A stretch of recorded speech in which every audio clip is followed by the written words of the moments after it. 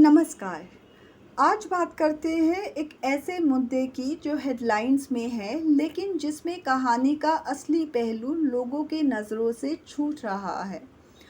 तमिलनाडु के केएमसीएच medical college Coimbatore से खबर आई है कि एक डॉक्टर ने अपनी नीट पीजी की नेफ्रोलॉजी सीट सिर्फ इसलिए छोड़ दी क्योंकि उनसे ड्यूटी के दौरान बियर्ड माने अपनी दाढ़ी को ट्रिम करने को कहा गया।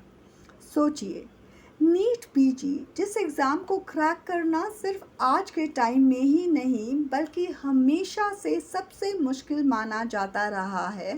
सालों की मेहनत, रातों की नींद, पर्सनल सैक्रिफाइसेस, सब कुछ बस एक सीट के लिए। और जब आपको नेफ्रोलॉजी जैसी सुपर स्पेशलाइज्ड फील्ड में एडमिशन मिलती है तो क्या कोई इसे सिर्फ एक रिलीजियस प्रैक्टिस या बिलीफ के लिए छोड़ देता है, या कहानी में कुछ और भी है जो हम नहीं जानते।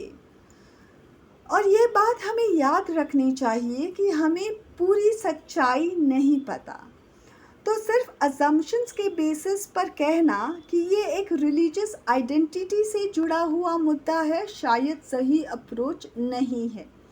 ये सच है कि हमारे देश के प्रीमियर इंस्टीट्यूट्स जैसे AIIMS, IITs and other colleges में अक्सर हमने डिस्क्रिमिनेशन, मेंटल हेल्थ क्राइसिस और बुलिंग की बातें सुनी हैं। कुछ अंडर ग्रेजुएट और पोस्ट ग्रेजुएट स्टूडेंट्स ने तो एक्सट्रीम स्टेप्स तक ले लिए हैं, लेकिन इसका मतलब ये नहीं है कि हर मुद्दे को कम्युनल नज़रिए से देखा जाए। पूरी कहानी जाने बिना तुरंत नतीजा निकालना भी एक तरह की अंधभक्ति ही है, फिर चाहे वो किसी भी तरफ की हो।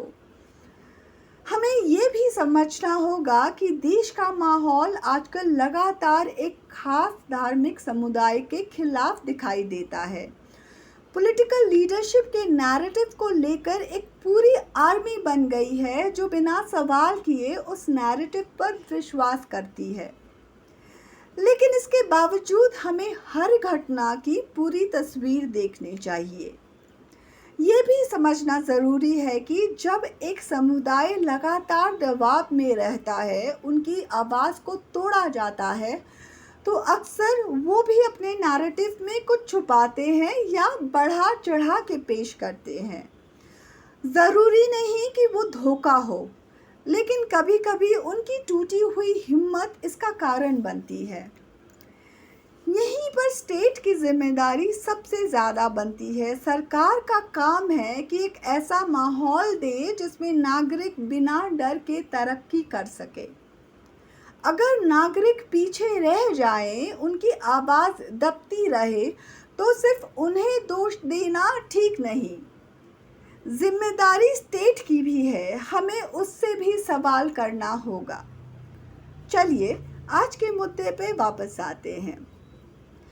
अगर मान भी ले कि ये एक रिलीजियस प्रैक्टिस का मुद्दा है, तो सवाल उठता है कि कुछ प्रोफेशंस ऐसे होते हैं जहां पर्सनल बिलीव्स को प्रोफेशनल ड्यूटी के नीचे रखना ज़रूरी होता है। ऑपरेशन थिएटर यानी ओटी सिर्फ एक रूम नहीं होता, ये एक हाईली कंट्रोल्ड स्टेराइल एनवायरनमेंट होता है जहां पेशेंट की ज़िंदगी हर पल दांव पर होती है। मेरे एक सर्जन दोस्त ने बताया, पूरी ओटी को प्रॉपर्ली फ्यूमिगेट किया जाता है। हर सर्जरी के बाद ओटी टेबल को डिसइंफेक्ट किया जाता है। फॉर्सेप्स और सर्जिकल इंस्ट्रूमेंट्स को हर पेशेंट के लिए अलग से स्टेरिलाइज किया जाता है। हाथ धोने के स्ट्रिक्ट नियम हैं। स्टेरिलाइज्ड ग्लव्स और गाउन्स पहने जाते हैं। ऑपरेशन होने वाले एरिया पर कई लेयर्स में एंटीसेप्टिक लगाया जाता है। आईसीयू या हाई डिपेंडेंसी यूनिट्स में इन्फेक्शन का रिस्क पहले से हाई होता है। अगर हाइजीन कॉम्प्रोमाइज होती है तो पेशेंट की सेफ्टी सीधे खतरे में पड़ जाती है। ग्लोबल मेडिकल रिसर्च भी यही कहता है कि बियर्ड या फेशियल हेयर अगर अनकंट्रोल्ड है तो मास्क सीलिंग और इन्फेक्शन कंट्रोल पर डायरेक्ट असर पड़ता है। और ये सिर्फ किसी एक धर्म की बात नहीं है। हर धर्म हमें ड्यूटी को ईमानदारी और जिम्मेदारी से निभाने की सीख देता है। दुनिया भर की बेस्ट प्रैक्टिसेस देखें। ईरान में रिलीजियस लीडर्स के लंबी बियर्ड होती है, लेकिन आर्मी ऑफिशियल्स और डॉक्टर्स एक प्रोफेशनल क्लीन अपीयरेंस मेंटेन करते हैं। इंडिया में भी सिख डॉक्टर्स अपनी रिलीजियस आइडेंटिटी के साथ बियर्ड नेट्स यूज़ करते हैं, हाइजीन और फेथ दोनों को बैलेंस में रखते हैं। और देखें तो army, air force, critical care professions में यूनिफॉर्म ग्रूमिंग स्टैंडर्ड्स मैंडेटरी हैं, क्योंकि वहाँ भी ड्यूटी और सेफ्टी सबसे ऊपर है। व्हाट इज़ वरिंग कि पढ़े लिखे जिम्मेदार लोग जैसे डॉक्टर्स इस इंसिडेंट को हिंदू मुस्लिम एंगल देकर कम्युनल बनाने की कोशिश कर रहे हैं। हमें समझना होगा ये मुद्दा रिलीजन से ज़्यादा प्रोफेशनल रिस्पॉन्सिबिलिटी का है।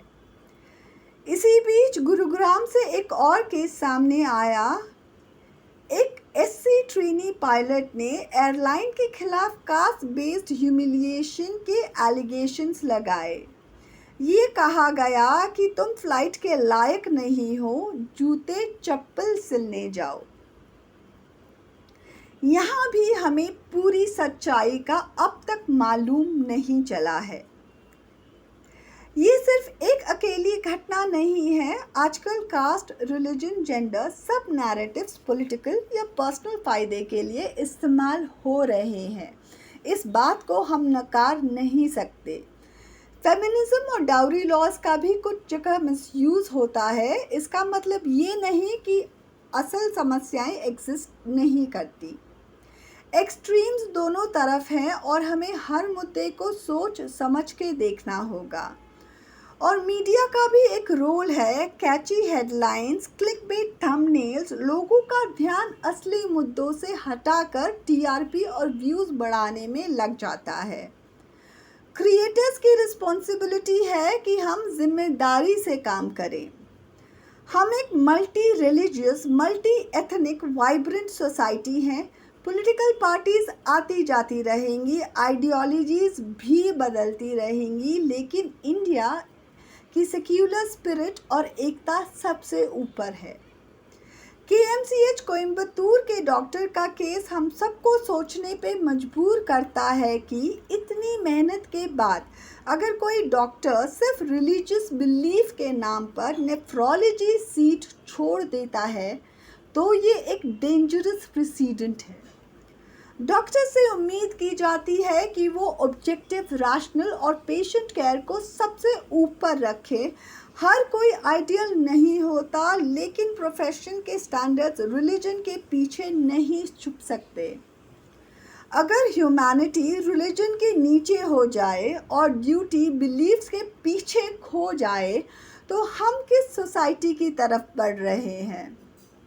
मुझे लगता है इंसानियत हमेशा धर्म से ऊपर होनी चाहिए। हमारी ड्यूटी, हमारी जिम्मेदारी सबसे पहले होनी चाहिए। और जब एक डॉक्टर, एक पायलट, एक सोल्जर अपनी ड्यूटी करता है तो उस वक्त सिर्फ एक आइडेंटिटी होती है, उनका प्रोफेशनलिज्म और जिम्मेदारी। क्या ये सोच गलत है? क्या ये एक्सपेक्ट करना अनरियलिस्टिक है? अगर आप भी मानते हैं कि हर न्यूज़ को बिना बायस समझना ज़रूरी है तो इस वीडियो को लाइक करें, अपने विचार कमेंट सेक्शन में ज़रूर बताएं और चैनल को सब्सक्राइब करना ना भूलें। आप देख रहे हैं कहानियत, जहां हम उन सवालों की बात करते हैं जो हेडलाइंस की शोर में कहीं खो जाते हैं। फिर मिलते हैं अगले एपिसोड में नए सवालों के साथ। तब तक सोचिए, सवाल उठाइए और जिम्मेदारी से फैसला लीजिए।